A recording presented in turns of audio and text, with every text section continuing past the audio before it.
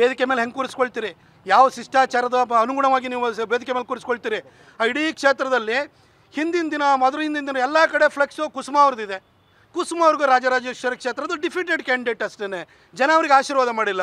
2028ಕ್ಕೆ ಮತ್ತೆ ಪ್ರಯತ್ನ ಮಾಡಲಿ, ಅವ್ರಿಗೆ ಒಳ್ಳೆಯದಾಗಲಿ, ನಾವೇನು ಅವ್ರಿಗೆ ಕೆಟ್ಟದಾಗಲಿ ಅಂತ ನಾವು ಬಯಸಲ್ಲ. ಆದರೆ ಜನ ಕೊಡೋದು ಅಧಿಕಾರವನ್ನು ನಿಮಗೆ ಡಿ ಕೆ ಶಿವಕುಮಾರ್ ಅವರು ನಿಮಗೆ ಬೇಕಾದವರು ಕಾಂಗ್ರೆಸ್ಸಿನ ನಾಯಕರು, ಕಾಂಗ್ರೆಸ್ ಪಕ್ಷ ನಮ್ಮದು ಅನ್ನೋ ಕಾರಣಕ್ಕೆ ಪಕ್ಷವನ್ನು ಇಟ್ಕೊಂಡ್ಬಿಟ್ಟು ನೀವು ಅಧಿಕಾರ ನಡೆಸೋಕ್ಕೆ ಬರಬಾರ್ದು. ಅಲ್ಲಿಗೆ ಸ್ಥಳೀಯ ಜನಪ್ರತಿನಿಧಿಗಳಿಗೆ ಗೌರವ ಕೊಡೋ ಕೆಲಸ ಮಾಡಬೇಕು. ಡಿ ಕೆ ಶಿವಕುಮಾರ್ ಅವರೇ ಶಾಶ್ವತವಾಗಿ ಯಾರಿಗೂ ಅಧಿಕಾರ ಇರಲ್ಲ. 2028ಕ್ಕೆ ನೀವು ಜಾಬ್ಲೆಸ್ ಆಗೇ ಆಗ್ತೀರಿ. ಅವಾಗ ಬಿ ಜೆ ಪಿ ಅವ್ರು ಹಿಂಗೆ ನಡ್ಕೊಳಕ್ಕಾಗುತ್ತಾ? ಗೌರವನ ಕೊಡುವಂಥದ್ದನ್ನು ಕಲ್ತ್ಕೊಳ್ಳಿ ಸರ್. ಸಿದ್ದರಾಮಯ್ಯ ಅವರು ಸುಮ್ಮನೆ ಇರುವಂತದ್ದು ಯಾಕೆ, ಯಾವ ಕಾರಣಕ್ಕೂ ಸೈಲೆಂಟ್ ಆಗಿದ್ದಾರೆ? ಯಾಕಂದ್ರೆ ಮುನಿರತ್ನವ್ರು ಹೇಳ್ತಾರೆ ಮಾಟ ಮಂತ್ರ ಮಾಡ್ಕೊಂಡು ಡಿ ಕೆ ಶಿವಕುಮಾರ್ ಸಿದ್ದರಾಮಯ್ಯ ಅವ್ರನ್ನ ಅಂತ. ನನಗೆ ಗೊತ್ತಿಲ್ಲ ಅಂಥ ವಿಚಾರದ ಬಗ್ಗೆ ಎಲ್ಲ ಗೊತ್ತಿಲ್ಲ.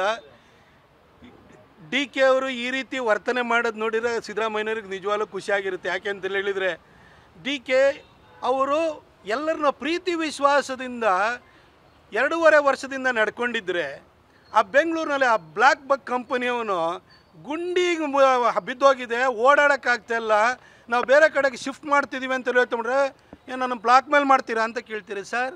ಬ್ರ್ಯಾಂಡ್ ಬೆಂಗಳೂರು ಅಂತ ಟಮಟೆ ಹೊಡೆದ್ಬಿಟ್ಟು ಬಂದವ್ರು ಯಾರು? ಗುಂಡಿ ಮುಚ್ಚಕ್ಕಾಗಲಿಲ್ಲ. ಬಿ ಜೆ ಪಿ ಸರ್ಕಾರ ಇದ್ದಾಗ ನೀವು ತರಾವರಿ ಆರೋಪಗಳು ಮಾಡಿರಿ, ಆದರೆ ಯಾರು ರಸ್ತೆ ಗುಂಡಿ ಬಿದ್ದಿದ್ದೀವಿ ಅಂತ ಯಾರೂ ಹೇಳಿಲ್ಲ ಸರ್. ಆಮೇಲೆ ಅಲ್ಲಿ ಒಂದು ಮೇಕೆದಾಟುನಲ್ಲಿ ಮಾಡ್ತೀವಿ ನಮ್ಮ ನಡಿಗೆ ಯಾವುದೋ ಎಂತ ನೀರಿನ ಕಡೆಗೆ ಏನೋ ಹೇಳಿದ್ರು ಒಂದು, ಅವಾಗ ನಮ್ಮ ನೀರು ನಮ್ಮ ಹಕ್ಕು ಅಂತ ಬಂದರು. ಆಯಿತಾ ಸರ್, ಮೇಕೆದಾಟು 2.5 ವರ್ಷ ಆಯಿತು, ಸ್ಟಾಲಿನಿಗೆ ಒಂದು ಮಾತು ಹೇಳೋಕ್ಕಾಗಲ್ಲ, ಮತ್ತು ಕೇಂದ್ರ ಸರ್ಕಾರದ ಹತ್ರ ಬೆರಳು ತೋರಿಸ್ತೀರಿ. ಇಂಥ ಪರಿಸ್ಥಿತಿ ಬಂದು ಸರ್, ನಿಮ್ಮ ಈ ನಡತೆಯಿಂದಾಗಿ ಸಿದ್ದರಾಮಯ್ಯನವರು ಆರಾಮಾಗಿದ್ದಾರೆ. ನಾನು ಡಿ ಕೆ ಶಿವಕುಮಾರ್ ಅವರೇ, ನೀವು ಕೂಡ 1989ರಲ್ಲಿ ಕಾಂಗ್ರೆಸ್ಸಿಂದ ನೀವು ಆಯ್ಕೆ ಆದಂಥವ್ರು, MLA ಆದವರು, ಮಂತ್ರಿ ಆಗಿದ್ದೀರಿ, ಈಗ ಉಪಮುಖ್ಯಮಂತ್ರಿ ಆಗಿದ್ದೀರಿ. ನೀವು ಮುಖ್ಯಮಂತ್ರಿ ಆಗಬೇಕು ಅನ್ನೋ ನಿಮ್ಮ ಆಸೆ ಖಂಡಿತ ನಾನು ತಪ್ಪು ಅಂತ ಹೇಳಲ್ಲ. ಯಾಕೆಂದರೆ ಇಲ್ಲಿರುವಂಥವ್ರು ಒಬ್ಬ MLA ಆದ ಕೂಡಲೇ ಮಂತ್ರಿ ಆಗಬೇಕು, ಮಂತ್ರಿ ಆದರೆ ಮುಖ್ಯಮಂತ್ರಿ ಆಗಬೇಕು ಅಂತ ಬಯಸ್ತಾನೆ. ನೀವು ಹೆಚ್ಚು ಕಡಿಮೆ 40 ವರ್ಷದಿಂದ ಚುನಾಯಿತ ಜನಪ್ರತಿನಿಧಿ ಆಗಿದ್ದೀರಿ, ನಿಮಗೆ ಆಸೆ ಇರೋದು ತಪ್ಪಲ್ಲ. ಆದರೆ ಜನ ನಿಮ್ಮ ವರ್ತನೆ ಅನ್ನೋದು, ನಿಮ್ಮ ನಡವಳಿಕೆ ಇರೋಂಥದ್ದು ನಾಳೆ ಬೆಳಗ್ಗೆ ಡಿ ಕೆ ಶಿವಕುಮಾರ್ ಅವರು ಮುಖ್ಯಮಂತ್ರಿ ಆಗಬೇಕು ಅಂತ ಜನನ ಮನಸ್ಸಿಗೆ ಅನ್ನಿಸ್ಬೇಕು. ಆ ರೀತಿ ನಡ್ಕೊಳ್ಳಿ ಸರ್.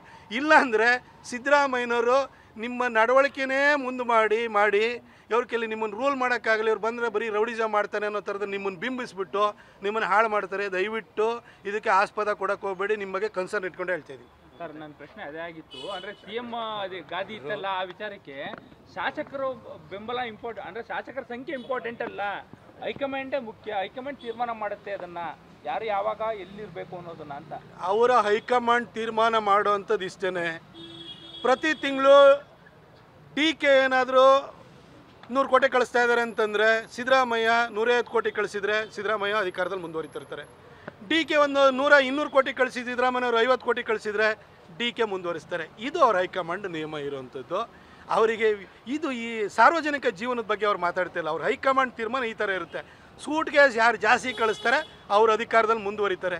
ಸೂಟ್ ಕೇಸ್ ಏನಾದ್ರು ಸರಿಯಾಗಿ ಕಳಿಸ್ಲಿಲ್ಲ ಅಂತಾರೆ, ಅವ್ರನ್ನ ಇಳಿಸ್ಬಿಟ್ಟು ಬೇರೆಯವ್ರನ್ನ ಚೇಂಜ್ ಮಾಡ್ತಾರೆ ಅಷ್ಟೇ.